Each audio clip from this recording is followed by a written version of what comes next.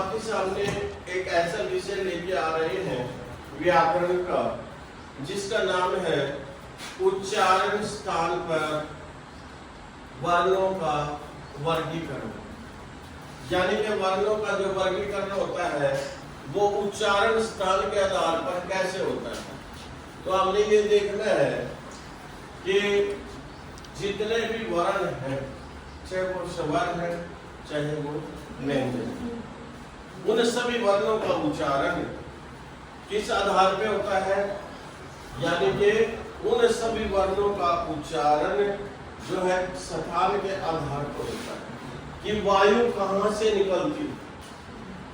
जो श्वास वायु है वो हमारी कहाँ से निकलती है। और उच्चारण का सबसे पहले बच्चों आपको पता होना चाहिए उच्चारण किसे कहते हैं। हाँ बताइए। नहीं, उच्चारण का अर्थ क्या है मुझे ये बताइए। उच्चारण का अर्थ क्या है? हाँ, यानी कि जो हम वर्ण बोलते हैं, वर्णों का जो बोलना है, यानी कि वर्णों के बोलते समय दो चीजें, यानी कि जब हम उच्चारण करते हैं तो दो चीजें सामने आती हैं। एक का नाम है श्वास वायु और दूसरा आवाज निकलती है। मान लीजिए मैं कहूं कै, तो कै बोलते समय मेरे अंदर से क्या आएगा? ए की आवाज भी आएगी, साथ में कै आवाज भी आएगी और साथ में क्या है? श्वास वायु भी निकलती हुई नजर आएगी। तो इसलिए सभी बच्चे मेरे विचार से ये समझ गए होंगे कि उच्चारण क्या है। उच्चारण क्या है? श्वास वायु के साथ किसी चीज को बोलना। श्वास वायु के साथ किसी चीज का जो बोलना है वो क्या कहलाता है? उच्चारण कहलाता है। तो यदि बच्चों हम किसी चीज का उच्चारण गलत करते हैं तो यह भी निश्चित जान ले वह लिखने में भी अवश्य गलत होगा। यदि हम किसी चीज का उच्चारण ठीक करते हैं तो ये भी निश्चित है कि वह अवश्य ही ठीक होगा। क्यों? क्योंकि हमारी देवनागरी लिपि, हमारी जो मातृभाषा हिंदी है उसकी लिपि देवनागरी है। क्या है? देवनागरी। तो देवनागरी लिपि में क्या विशेषता है? देवनागरी लिपि में बच्चों क्या विशेषता है? इसमें देवनागरी लिपि में ये विशेषता है कि इसके अंदर क्या है? वैज्ञानिकता है। क्या है? वैज्ञानिकता। देवनागरी लिपि में वैज्ञानिकता इसलिए है, ठीक है, देवनागरी लिपि में वैज्ञानिकता इसलिए है क्योंकि इसमें हम जो बोलते हैं, इसमें हमें जो बोलते हैं वही लिखते हैं। जो बोलते हैं वही लिखते हैं। जो बोलते हैं वही लिखते हैं। तो देवनागरी लिपि की क्या विशेषता है? इसके अंदर वैज्ञानिकता है। इसमें हम जो बोलते हैं वही लिखते हैं, जबकि अन्य भाषाओं में ऐसा नहीं है। जबकि जो बोलते हैं वही लिखते हैं, जबकि अन्य भाषा में ऐसा नहीं है। जबकि अन्य भाषा में ऐसा नहीं है। मैं एक उदाहरण के माध्यम से आपको समझाता हूं। बच्चों मान लीजिए अंग्रेजी का ये शब्द है, इसका मतलब है KNIF। क्या है ये? नाइफ।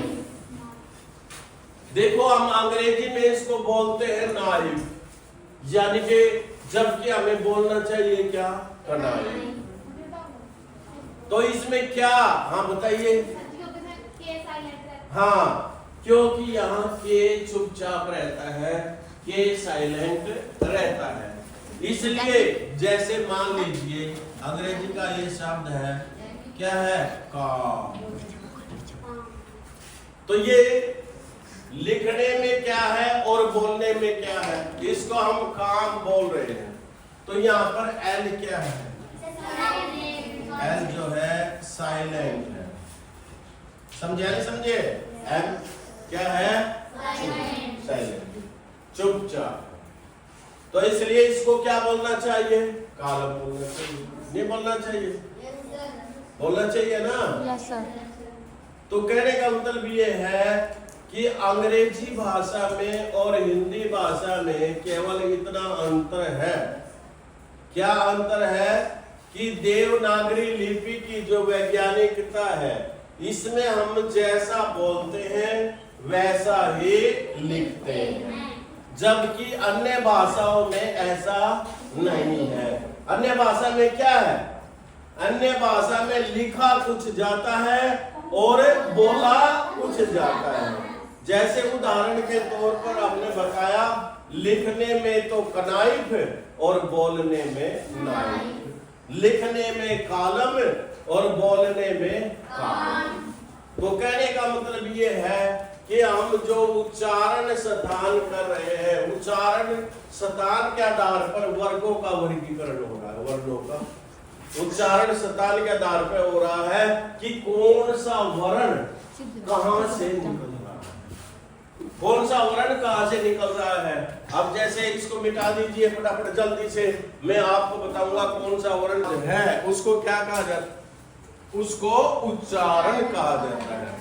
तो यहां पर क्या है, यहां मैंने आपको एक बात बताई है कि हम ऐ से लेकर है तक जितने भी वर्णों का उच्चारण करते हैं उनका एक तरीका है। मान लीजिए ये उच्चारण स्थान, तो वो उसी के आधार पे है। ए आ का वर्ग है विषम। ये बच्चों देखिए, इस कवर का मतलब ये है कि इसके अंतर्गत 5 है, क ख ग घ ङ।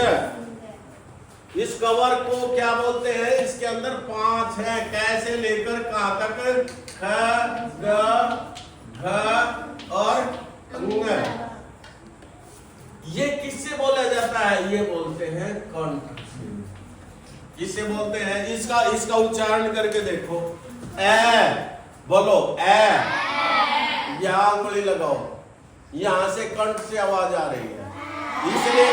इसलिए जो कंठ से बोले जाते हैं, जो वर्ण कंठ से बोले जाते हैं, सुन ले, तो उनका कौन सा उच्चारण स्थान क्या हुआ, कंठ है। जो कंठ से बोले गए उनका उच्चारण स्थान क्या हुआ, कंठ है। जो उनका उच्चारण स्थान क्या हुआ, कंठ है। तो बच्चों आपने ये देखना है कि गले पे हाथ रख के देखना है कि भाई हमारी आवाज जब हम ये वर्ण बोल रहे हैं तो कंठ से आ रही है। कहां से आ रही है आवाज, कंठ से आ रही है। तो इसमें देखना है, तो ये कै बोलना, कै, देखो कंठ से आ रही, आ ख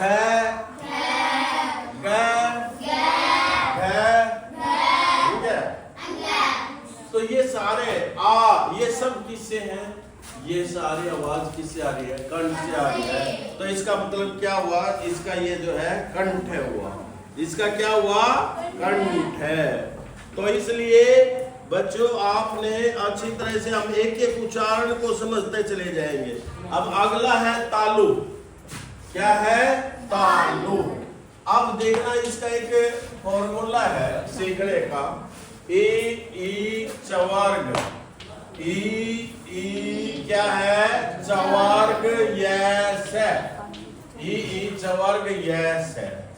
ये फार्मूला याद कर लो अच्छी तरह से, आपको पता चल जाएगा क्या है। ये तालु से बोले जाते हैं। आप बोल के देखो, आपकी जो जीभ है वो कहां स्पर्श कर रही है, कहां छू रही है, बोलो ई।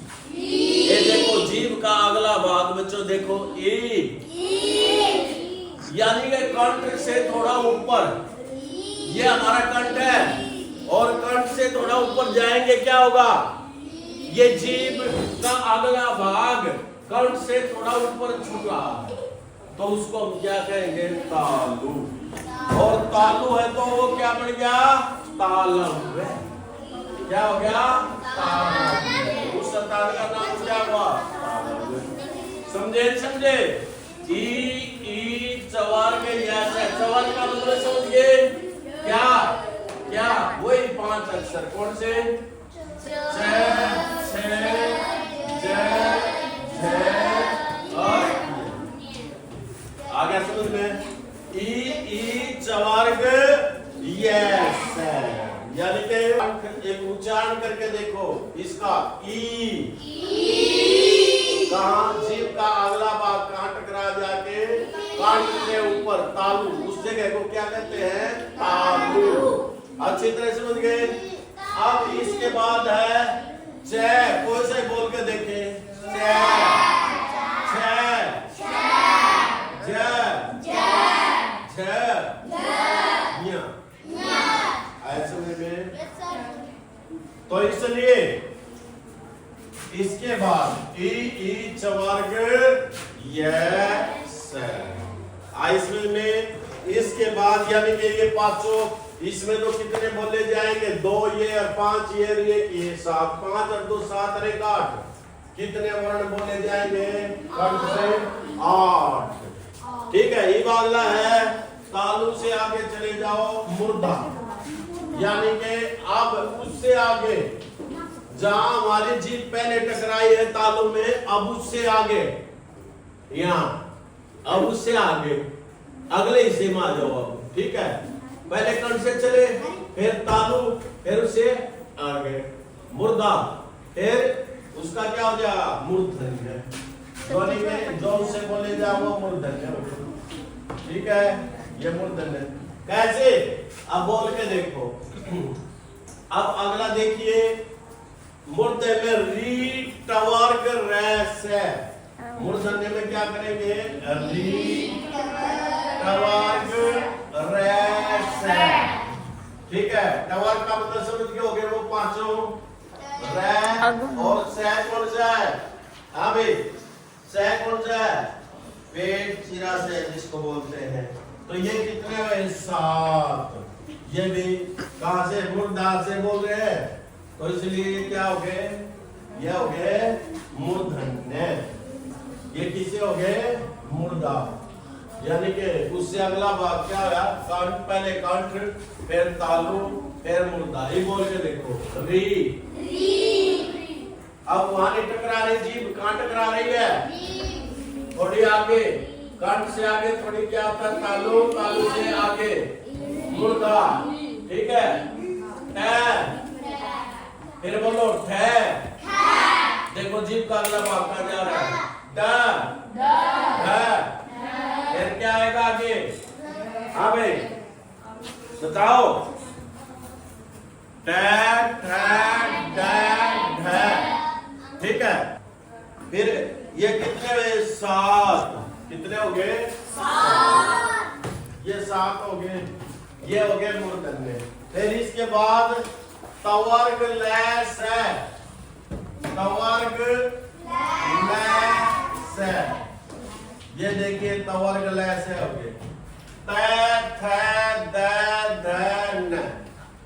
यानी कि तवर्ग में त, थ, द, ध। ठीक है। वो तवर्ग ले लेंगे इसमें, और लैस है। कितने हो जाएंगे? तवर्ग त, थ, द, ध। यहां तक तवर्ग हो गया। तो इसलिए किसका उच्चारण कर रहे हैं? कंठ, तालु, मूर्धा। इसके बाद क्या गया? दंतव्य।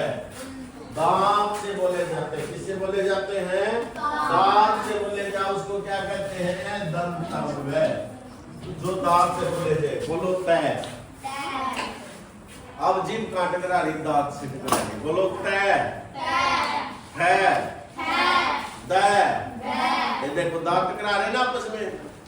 और फिर इसके बाद ध, न। ठीक है। और ये क्या है? ल। और ये स। ये समझ में आए? तवर्ग यानी कि